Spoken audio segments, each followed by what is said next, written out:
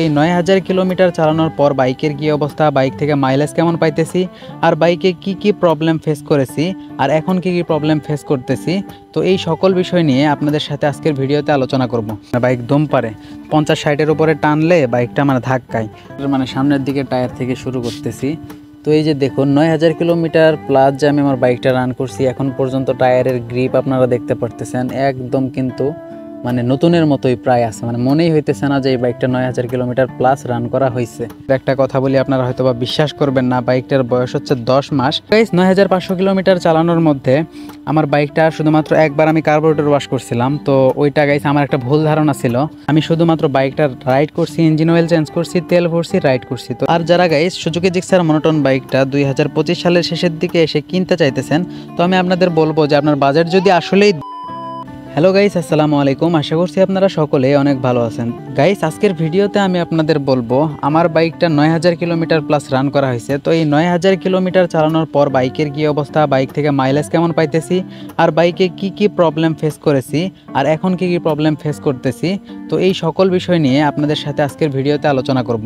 তো গাইস, দয়া করে না টেনে সম্পূর্ণ ভিডিওটি দেখার অনুরোধ জানাচ্ছি। তো গাইস, আমার চ্যানেলে ১৮০০ প্লাস সাবস্ক্রাইব আর ৩৫০০ ঘন্টা প্লাস ওয়াচ টাইম হয়েছে। তো আর কিছু ওয়াচ টাইম লাগে ৫০০ ঘন্টার মতো।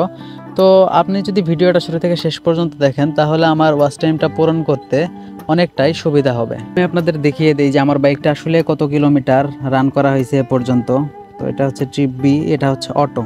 তো গাইস, এই যে অটোতে আপনারা দেখতে পারতেছেন ৯৩৪৬ কিলোমিটার কিন্তু আমার বাইকটা রান করা হয়েছে।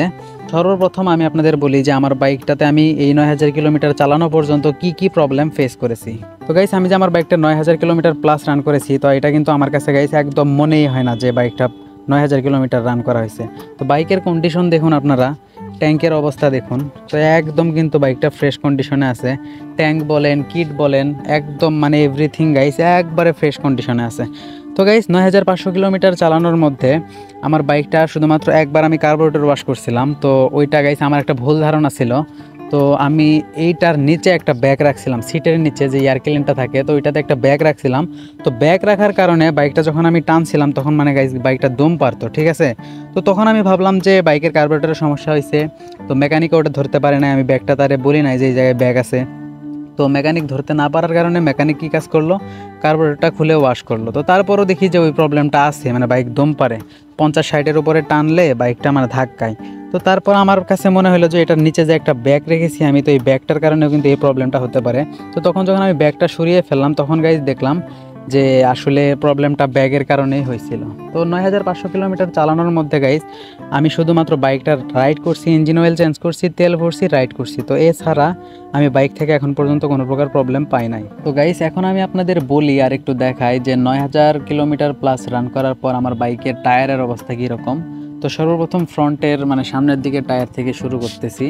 তো এই যে দেখুন ৯০০০ কিলোমিটার প্লাস যে আমি আমার বাইকটা রান করছি, এখন পর্যন্ত টায়ারের গ্রিপ আপনারা দেখতে পারতেছেন একদম কিন্তু নতুনের মতোই প্রায় আছে, মনেই হইতেছে না যে এই বাইকটা ৯০০০ কিলোমিটার প্লাস রান করা হয়েছে।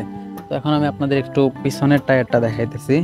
গাইস, পিছনের টায়ারের ক্ষেত্রেও কিন্তু বিষয়টা সেম, দেখুন একদম নতুনের মতোই আছে, মনে হইতেছে না যে আসলে ৯০০০ কিলোমিটার প্লাস বাইকটা রাইড করা হয়েছে। আমি আপনাদের একটা কথা বলি, আপনারা হয়তো বা বিশ্বাস করবেন না, বাইকটার বয়স হচ্ছে 10 মাস। তো এই 10 মাস যে চলে গেছে গাইস, আপনারা সবাই জানেন যে একটা নতুন বাইকের ফ্রি 4টা সার্ভিসিং থাকে। তো আমার বাইকের 4টা ফ্রি সার্ভিসিং এখন পর্যন্ত অমনি আছে গাইস, একটা সার্ভিসিংও আমি নেই নাই, তার কারণ বাইকেরই কোনো সমস্যা পাই নাই। তো সার্ভিসিং নিয়ে আমি কি করব, বোঝেন নাই গাইস। তো এই কারণে 4টা সার্ভিসিংই ওই রকমই আছে।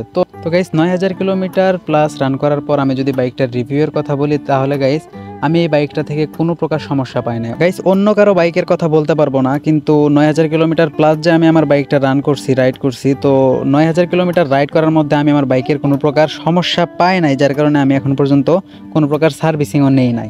আসলেই যে কোনো প্রকার সমস্যা পাই নাই বাইক থেকে, তো আমি আপনাদের কেমনে এই বাইকটা খারাপ বলবো। তো ৯০০০ কিলোমিটার প্লাস রান করার পরেও আমি কোনো প্রকার সমস্যা পাই নাই। তো আর যারা গাইস সুজুকি জিক্সার মনোটন বাইকটা 2025 সালের শেষের দিকে এসে কিনতে চাইতেছেন, তো আমি আপনাদের বলবো যে আপনার বাজেট যদি আসলেই ২ লক্ষ টাকা হয়ে থাকে, তাহলে আপনারা এই বাইকটা নিঃসন্দেহে নির্দ্বিধায় নিতে পারেন। তো আজকের ভিডিও পর্যন্তই, সবাই ভালো থাকবেন, সুস্থ থাকবেন, আল্লাহ হাফেজ।